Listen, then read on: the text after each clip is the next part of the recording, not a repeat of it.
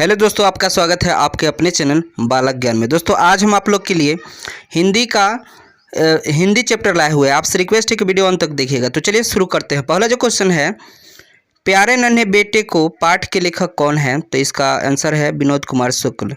ठीक है, चलिए अगला क्वेश्चन जो है, विनोद कुमार शुक्ल का जन्म कब और कहाँ हुआ था? तो देखिए 1 जनवरी 1937 को राजनंदा गांव छत्तीसगढ़ में हुआ था। ठीक है, चलिए अगला जो क्वेश्चन है, इनकी रचनाएं कौन सी है? तो विनोद कुमार शुक्ल की पहली कविता जो है संग्रह लगभग जय हिंद पहचान सीरीज के अंतर्गत 1971 में प्रकाशित हुआ था।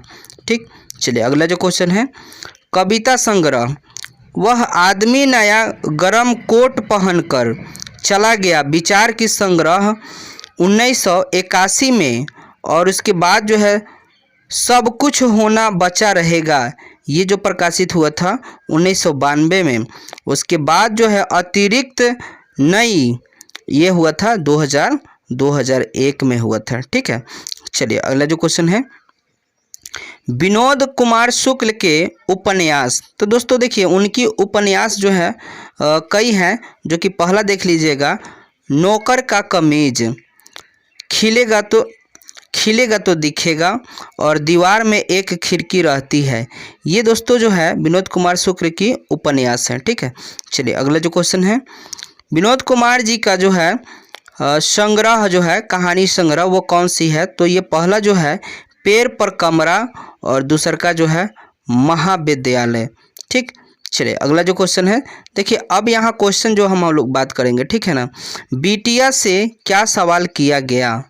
तो बिटिया से सवाल क्या किया गया? तो इसकी सही जवाब हो जाएगा, बिटिया से उसके पिता द्वारा सवाल किया गया कि बताओ आसपास लोहा कहाँ है। ठीक है, यानी उसके पिताजी बेटी से सवाल करते हैं कि बताओ कि आसपास लोहा कहाँ है। ठीक है, चलिए अगला जो क्वेश्चन है, क्वेश्चन अगला देखिए, बिटिया कहाँ कहाँ लोहा पहचान पाती है?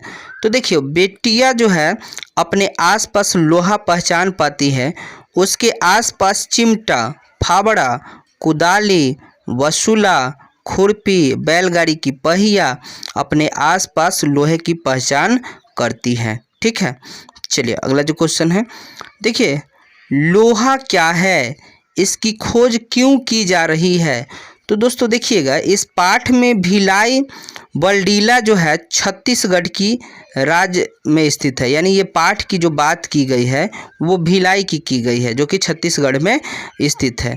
यह स्थान लोहे खदान के लिए बहुत प्रसिद्ध है।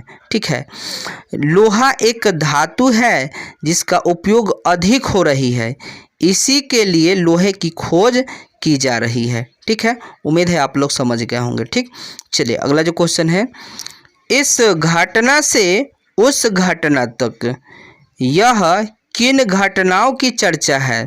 तो देखिए दोस्तों ये क्या है ना कि इस पाठ में प्यारे नन्हे बेटे पाठ की घटना जो है, इस घटना से उस घटना तक युक्ति को 2 बार प्रयोग किया गया है। पहली बार प्रयोग किया गया है, यानी एक बार बेटी को सिखाने से लेकर ढूंढने तक के अंतराल, और दूसरी बात जो है जब बिटिया बड़ी हो जाती है तो उसके विवाह के बारे में सोचने के उपरांत, इन समय में इस घटना से उस घटना तक की चर्चा की गई है। ठीक, चलिए अगला जो क्वेश्चन है,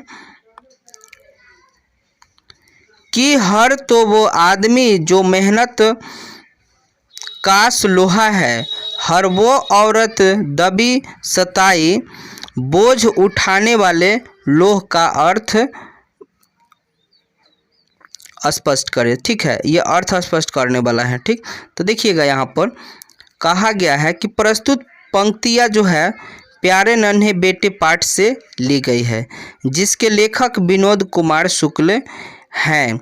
इस पाठ में लेखक कहते हैं कि प्रत्येक व्यक्ति जो श्रम साध्य कार्य करते हैं, कठोर परिश्रम जिसके जीवन का लक्ष्य है, वह लोहे के समान, ठीक है, लोहे के समान और जो है शक्तिशाली तथा ऊर्जावान होते हैं।